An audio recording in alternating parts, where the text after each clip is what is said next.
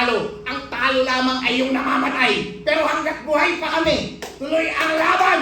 Dahil ang bawat Pilipino ay handang mamatay para lamang mapatigil ang korupsyon sa ating bansa at para lamang matanggal si BBM.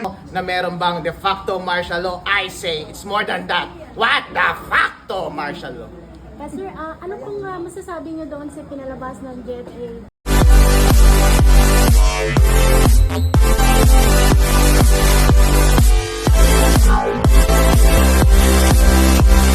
Yung pagkakataon at pribilehyo na tanggihan ang forma ng complaint at the time. But in any event, yung concern na yan ay moot and academic because at the time, meron kaming mga endorsers. Alright.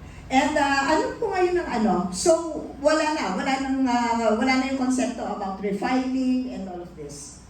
Medyo forestalled na tayo about refiling because nung Monday, na-refer na nila as predicted. Sabi ko na nga sa inyo, ito yung gagawin nilang kalokohan eh.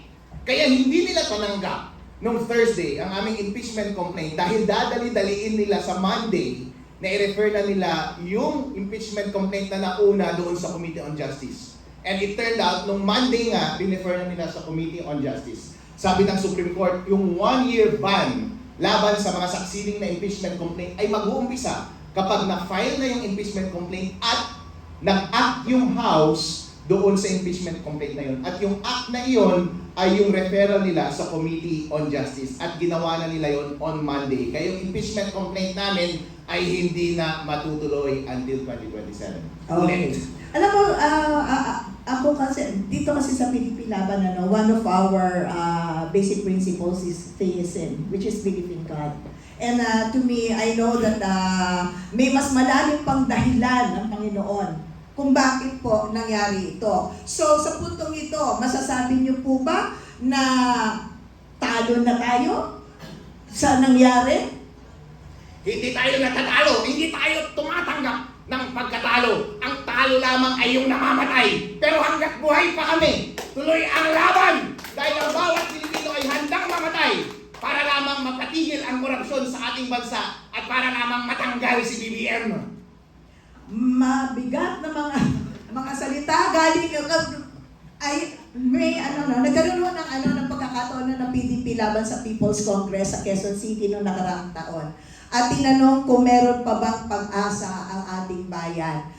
Nasabi ko po noon na hanggat merong isang syudad na katulad ng Davao City na walang utang dahil alam nating walang korupsyon, may pag-asa. Subalit ngayong umaga, sinasabi ko po, may dagdag na dahilan kung bakit may pag-asa ang Pilipinas. Kung katulad nila Attorney Harold Respicio, Congressman Leandro Revistre, Congressman Kiko Barsaga, ang nagsasalita para sa susunod na henerasyon, may pag-asa po ang Pilipinas. Catherine, para po sa kalaman ng lahat na nasa live, live podcast ng PDP, gusto ko lang pong ulitin ang pagpapakilala kay Attorney Harold Respicio. Siya po ang spokesperson ng third na pag-file ng impeachment, third impeachment. Kasi hindi alam, nakikita ko sa live. Then, ang atin pong sa first segment natin, ang talagang tinututukan at pinapaliwanag, nilalatag ni Attorney Respicio, is kung anong nangyari. Ano talaga yung ibig sabihin ng mga pangyayaring naganap last week? Nasagot niya. Pero ngayon naman po, gusto ko sana susuga, in your view, what does this moment reveal about the system? That accountability is being managed, pressured, or selectively open and closed? Well, consistent lamang ang administrasyon na ito. Ibig sabihin, consistent in bending the law. Nauna na kayong magnakaw ng pera ng taong bayan. Ngayon, ang taong bayan ay naghahabol sa inyo para panagutin kayo. Binebend nyo pa rin ang law. Malinaw na malinaw sa saligang batas, sa House Rules, na dapat tanggapin ninyo ang impeachment complaint at dapat bigyan ninyo ang pagkakataon ng taong bayan na ipakita sa madla ang aming sumbong at may ipakita ang totoong pananagutan ng administrasyon na ito. Bakit hindi nyo tinanggap? Bakit takot na takot kayo? Susugan ko. Kasi para malinaw sa lahat na nanonood ngayon sa live. Siyempre marami tayong pinoprotektahan.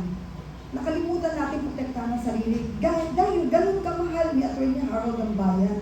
Sabi niya nga kanina, nung i-interview ko siya earlier, ano bang, pwede kong tawagin sa iyo, sino kang kaparehas mo na hero? Sabi niya, gusto daw niya, sabi mo? Yeah, sabi ko, hindi na daw tatanda siya na hero kasi yung hero na namamatay, at least, he's willing to die for our country, just like our PRRD. Di ba?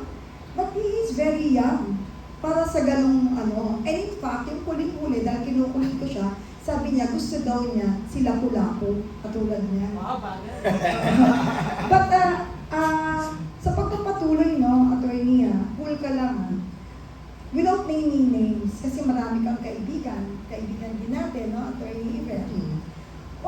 When you say endorser, kanina po kasi earlier, may binanggit po kayong endorsement When you say endorser were discouraged and warned of consequences, what does that imply about the system we're facing?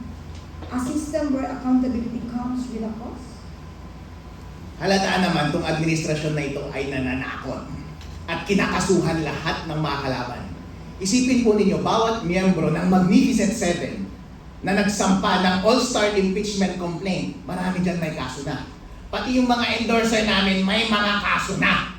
Kaya kailangan namin silang protektahan. Kaya even on that day na magsasampa kami ng impeachment complaint, nung nalaman namin na tinanggihan nila yung Makabayan impeachment complaint, on that day, hindi muna namin sila sinama sa baba dahil baka hindi tanggapin ang ating impeachment complaint at papasubo kayo, hindi pa nag-uumpisa yung boxing, wala pa kayo sa ring, ay bubugbugin pa kayo ng mas lalo.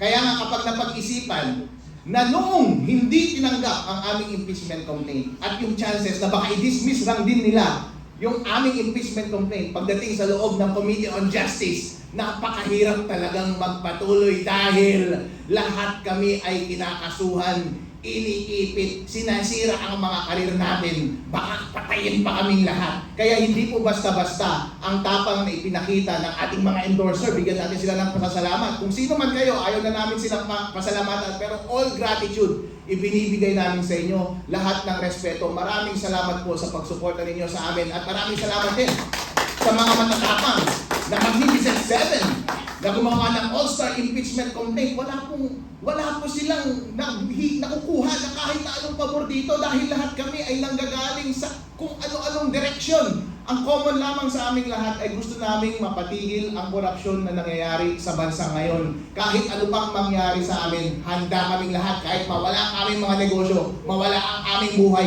Kasuhan nyo na kami. Nevertheless, nagawa nyo naman na lahat sa amin, kinasuhan nyo na kami. At marami na kayong ginawa sa amin, gusto nyo na kaming patayin, wala na kayong makukuha pa sa amin. Tandaan ninyo, kapag ang kinakalaban ninyo, ang binabangga ninyo, ay kinuha nyo na lahat. At wala na kayong makukuha pa sa kanila at wala nang more pa na mawawala pa sa kanila. Mas lalo nyo silang katakutan dahil ibibigay nila ang lahat hanggang makuha nila ang kanilang mga ninanais. Kaya tandaan mo, BBM, hindi kami hihinto. Magkakaroon ka rin ng pagkakataon na managot sa taong bayan.